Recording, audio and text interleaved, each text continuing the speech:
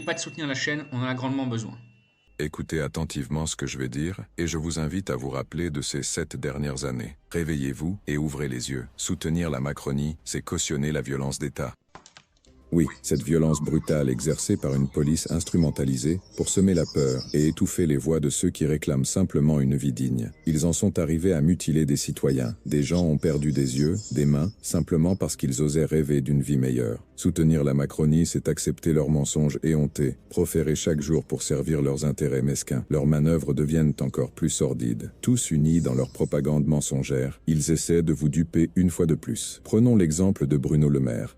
Ce ministre qui, d'un côté, prétend vouloir faire s'effondrer l'économie russe, et de l'autre, ose affirmer qu'il a sauvé l'économie française. Ouais, bah, effectivement, on ne peut pas dire le contraire, hein. Aujourd'hui, l'analyse que j'en fais, l'analyse d'Anonymous, me paraît tout à fait réaliste, hein. Ça rejoint un petit peu d'ailleurs ce que je disais ce matin et hier, hein, dans mes différentes interventions que je me suis permise de faire là, depuis, effectivement, depuis hier, hein, date du cataclysme politique qui de toute façon était à prévoir. Moi, je le prévois depuis 4 ans, hein, c'est bien simple. Je le prévois depuis 4 ans puisque les Français en ont ras-le-bol. Aujourd'hui, c'est une certitude. Et là, ce qui est nouveau, c'est que les Français maintenant ont compris que même de voter pour l'establishment, que même de voter pour le parti ou les partis qui gouvernent depuis les années 2000, en fait, ça ne sert plus à rien. Donc même, je dirais, le Front républicain, tu sais, la fameuse idée niaise, complètement stupide, qui consiste à dire que vaut mieux voter républicain ou La République en marche ou Renaissance plutôt que des partis extrémistes. Même ça marche plus parce que les gens ont bien compris que de toute façon, la clique là, qui nous dirige depuis les années 2000, elle fait ce qu'elle veut et elle méprise le peuple et qu'elle insulte le peuple à coup de 49.3 et que certaines personnes mentent du matin au soir. Quand on prétend qu'on a sauvé l'économie française avec des dettes de plusieurs centaines de milliards d'euros qu'on va laisser à nos enfants, moi franchement, je serais à la place de certaines personnes, je me ferais tout petit, quoi. Je me ferais tout petit. Mais quelle farce, quelle réussite revendique-t-il avec une dette publique qui atteint 3000 milliards d'euros, une note AA- pour la France, et des acquis sociaux attaqués comme jamais auparavant. Prenons aussi le cas de Valérie Hayé, cette qui affirme publiquement que chacun d'entre nous est libre de faire ce qu'il veut de son corps, alors qu'il n'y a pas si longtemps, son gourou Emmanuel a imposé la vaccination sous peine de sanction. Des gens ont perdu des emplois, des salaires, certains poussés jusqu'au suicide. Je te rappelle encore une fois, hein, l'histoire récente, hein, c'est que on a affaire décidément à une caste politique qui ose tout, hein, et d'ailleurs c'est à ça qu'on les reconnaît, hein, les BIP, tu vois ce que je veux dire. C'est quand même le grand écart, hein, entre la belle parole, hein, qu'ils ont l'audace, hein, le culot, hein, d'avoir devant les médias, hein. Nous on est super, on défend les libertés, on défend l'égalité, on défend la justice, mais dans les faits, un gouvernement a quand même imposé la vaccination obligatoire et a fait en sorte que ceux qui ne voulaient pas se faire vacciner perdent leur emploi, perdent leur argent et des fois même en arrivent jusqu'au suicide. Ils nous obligent à faire plein de choses, ils nous disent qu'on est en liberté, mais quand on n'est pas d'accord avec une réforme, ils passent les réformes en force à coup de 49.3. Ça, c'est de la dictature, c'est pas de la liberté.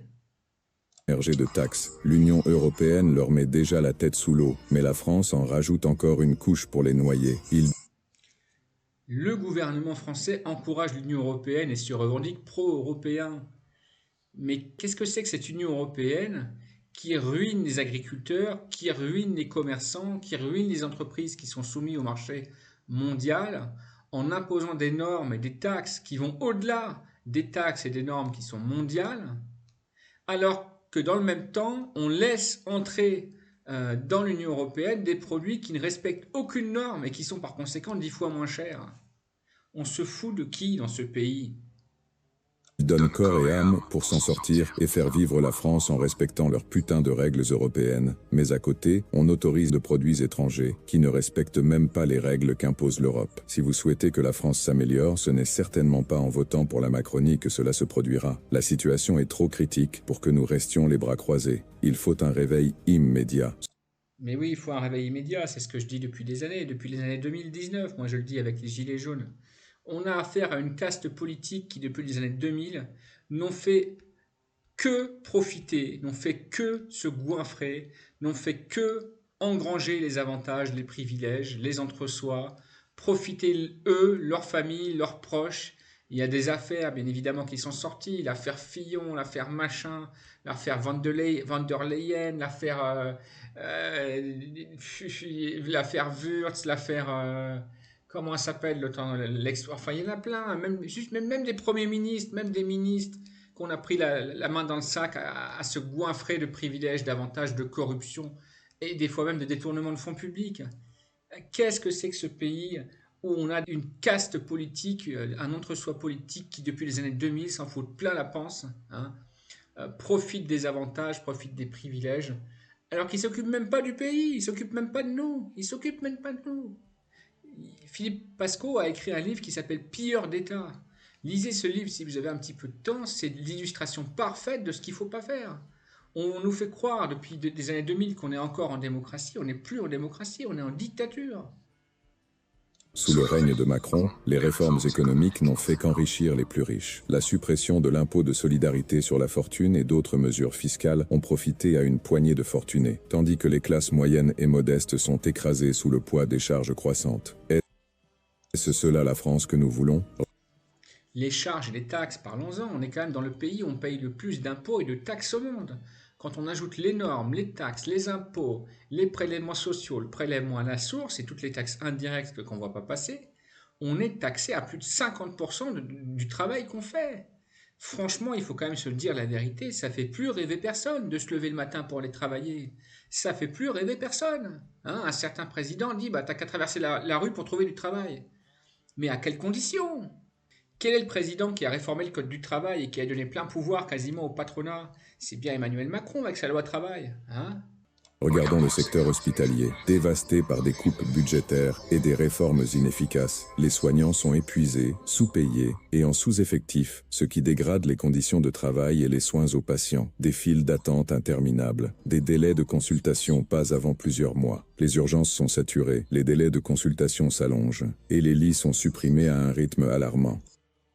On dit que la France c'est super, que c'est le pays du service public, un système de santé. Mais quel système de santé aujourd'hui? C'est un système de santé à bout de souffle qui est dirigé par des bureaucrates en costume cravate qui suppriment des lits, qui suppriment des moyens, qui suppriment des subventions, qui suppriment du personnel.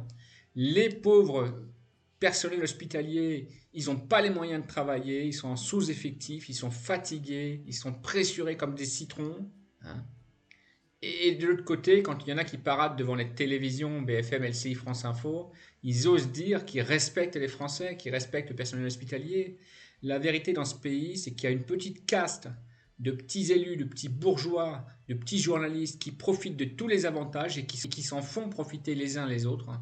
Et tout le reste de la population, notamment la classe moyenne et la classe populaire, on crève de faim, on travaille pour des cacahuètes et on crève de faim et on galère pour joindre le debout. Et depuis les années 2000, c'est comme ça.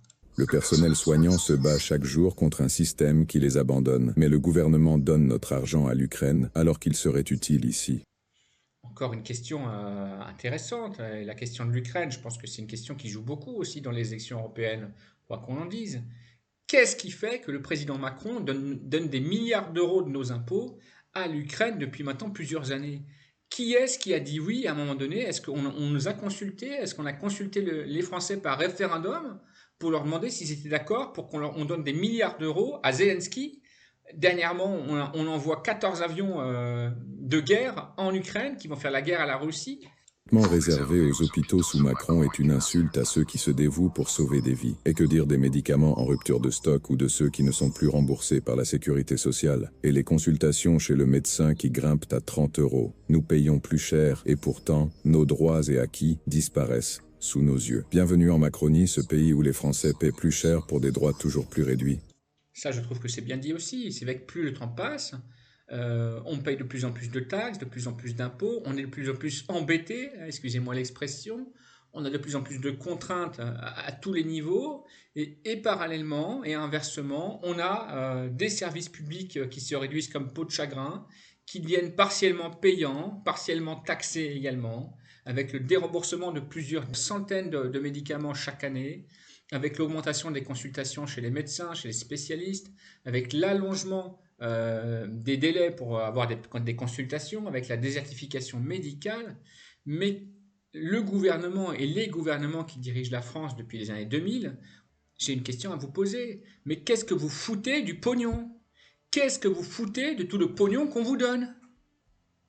Et si vous osez manifester, la répression policière est immédiate. C'est un pays où les lois sont imposées à coups de 49-3, sans aucun débat. Pourtant, la démocratie repose sur le débat et la persuasion, pas vrai? Pas chez la Macronie. Ils ont repoussé l'âge de départ à la retraite. Encore une fois, je le dis et je le redis, depuis les Gilets jaunes, on a voulu manifester pacifiquement, ils nous envoyaient des CRS pour nous casser la gueule, pour nous éborgner.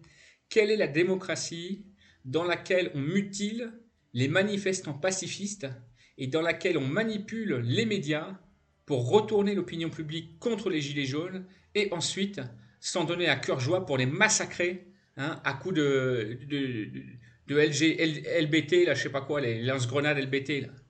C'est quelle démocratie, ça? Méprisant ceux qui ont durement travaillé toute leur vie. Leur réforme des retraites a été imposée malgré une opposition massive et le recours systématique à l'article 49.3. Quel est ce pays également où on force le peuple à accepter des réformes qu'il rejette en masse? On a été des dizaines de millions à manifester contre la réforme des retraites. Le gouvernement Macron l'a passé en force à coup de 49.3 sans même le soumettre au vote des députés de l'Assemblée nationale. Ces mêmes députés qui aujourd'hui se retrouvent sans travail, justement. C'est quelle démocratie, ça? Montrent leur mépris pour la démocratie. Les chômeurs, eux aussi, sont insultés par Macron et ses ministres. Ils prétendent vouloir que les Français travaillent, mais tout est fait pour réduire les droits des travailleurs. Travailler, pourquoi faire? Payer toujours plus de taxes? Il ferait bien de commencer par donner envie aux gens de travailler, faire 40 heures par semaine pour que la moitié parte dans les caisses de l'État, vu la manière dont ils gaspillent notre argent, ça ne donne pas envie. En Macronie, ce sont les pauvres comme nous qui payons, tandis que les ultra-riches reçoivent des cadeaux. Et ils arrivent encore à nous faire croire que le problème dans ce pays, ce sont les pauvres, les chômeurs, ou même les retraités. Nous en avons marre de la Macronie et de ses ministres méprisants et insultants, à l'image de leur gourou Emmanuel. Il faut un réveil, et rapidement. Et on en finira par là, il faut un réveil rapidement. Et ça n'a que trop duré, cette histoire. Ça n'a que trop duré. Depuis le temps qu'on laisse la classe politique nous dominer, nous diriger, nous imposer leurs 49.3, nous imposer leurs réformes, leurs textes, leurs lois, comme des machos, s'arranger, s'acoquiner entre eux, à faire du copinage, passe-moi le sel, je te passe le poivre, à faire des passe-droits, de la corruption, du banditisme, moi j'ose le dire, du banditisme en bonne organisée. Et pendant ce temps-là, c'est le peuple qui travaille comme un chien, c'est le peuple qui crève de faim, hein, et qui trime comme des esclaves. Il est temps de mettre en place le RIC, référendum d'initiative citoyenne, que le peuple puisse avoir son mot à dire. Si demain un élu dépasse la ligne rouge, il doit pouvoir être destitué immédiatement par référendum, que le peuple convoquera. Et également pour les lois et les réformes, le peuple doit pouvoir avoir son mot à dire, et s'il y a une réforme ou une loi qui n'est pas dans l'intérêt du peuple, eh bien le peuple doit pouvoir supprimer cette loi par référendum. Dites-moi dans les commentaires ce que vous en pensez, et dites-moi si finalement il n'y a pas un petit peu de vrai dans ce message qui se veut, je pense, provoquant de la part d'Anonymous. N'oubliez pas de soutenir la chaîne, on en a grandement besoin. Salut les amis, et ciao les négociateurs.